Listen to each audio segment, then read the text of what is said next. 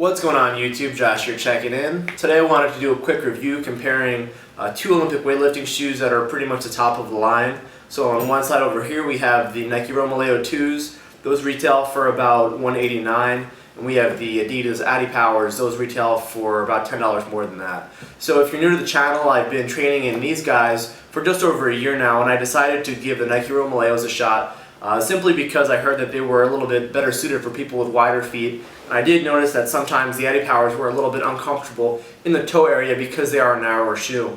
So that's certainly the case that the Nike Romaleos have quite a bit more room in the toe area as compared to the Adipowers. You'll notice that the Adipowers are quite a bit narrower.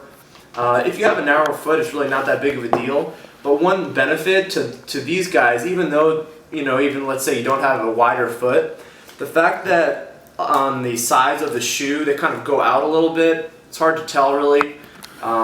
It just seems a lot more stable. It kind of goes outside on both the outside and the inside of the shoe, and as a result of that you have a lot more lateral stability, which is really nice if you're kind of pushing out in your squat. So I found that to be a really nice advantage of the Nike Romaleos.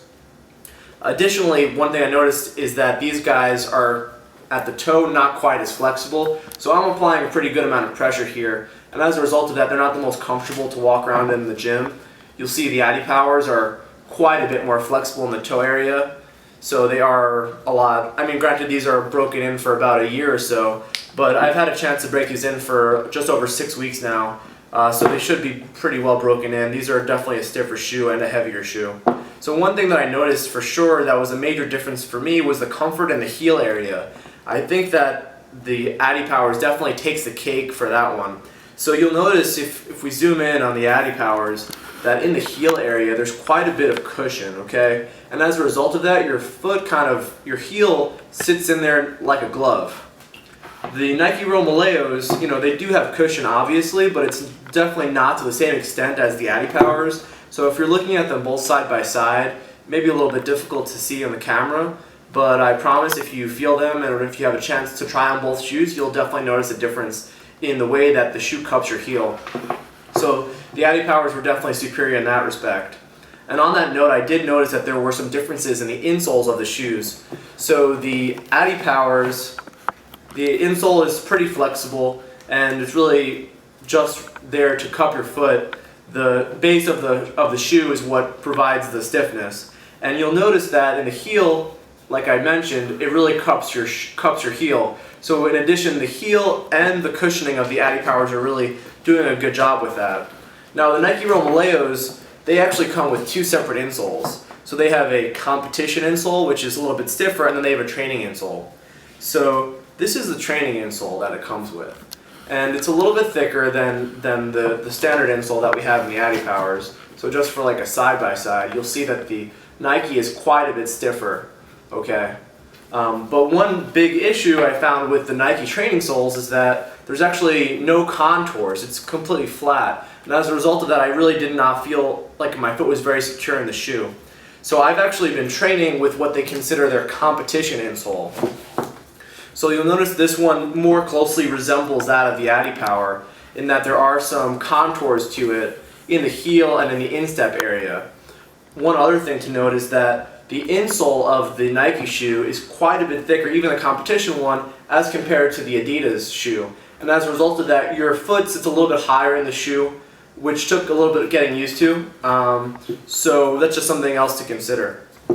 So moving on, another thing that I noticed difference between the two, just a minor note really, was the laces. So the lacing system on the Adipowers are pretty standard. You'll notice actually that one of the internal kind of brackets here that holds the laces, if we kind of zoom in, you see they have like these silver backings. One of them kind of came off, I guess after a year of use. It's really the only issue I've had with these shoes. So over here I could probably just put some super glue and that would be it. That was really the only issue I had with the shoe. But these laces are pretty standard, and if you notice the laces on the Nikes, these have kind of like a looping system. So these are actually much easier to tie and secure, so that was definitely really nice.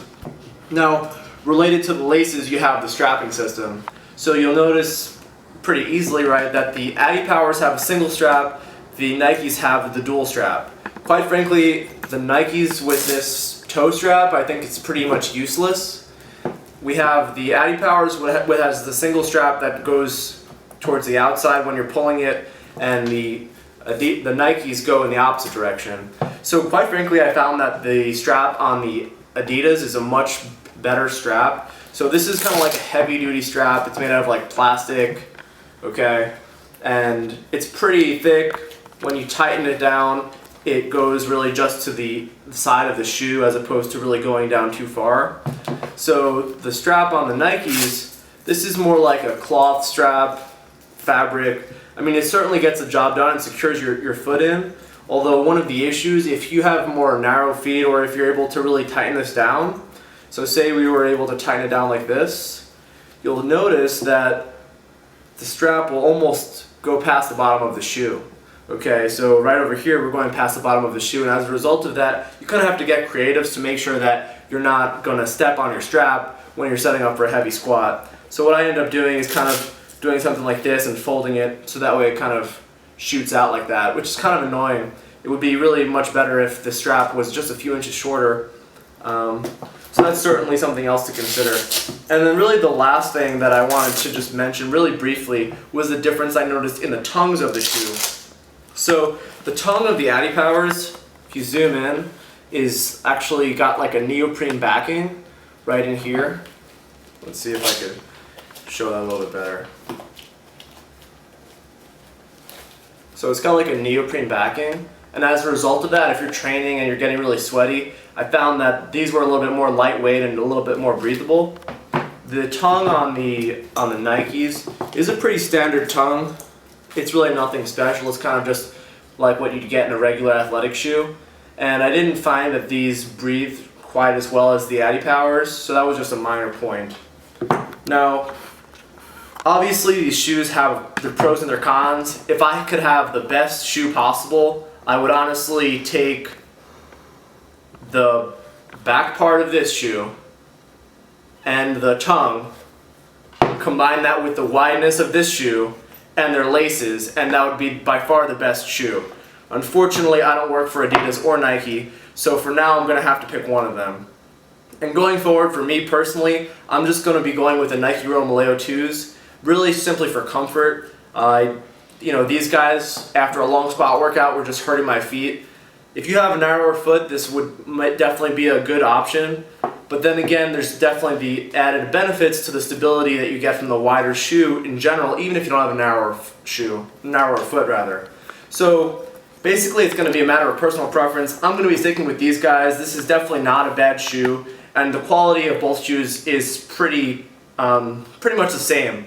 You know, they're both the same price point. You're getting a very high quality shoe. These are top of the line, and that's basically it. If you guys use an Olympic weightlifting shoe to squat and work out, let me know in the comments below what kind of shoe you use and what your experiences have been. So I hope you guys enjoyed the video. If you enjoyed the video, please give it a like, and if you're not a subscriber already, please be sure to subscribe. I'll catch you guys next time. Peace.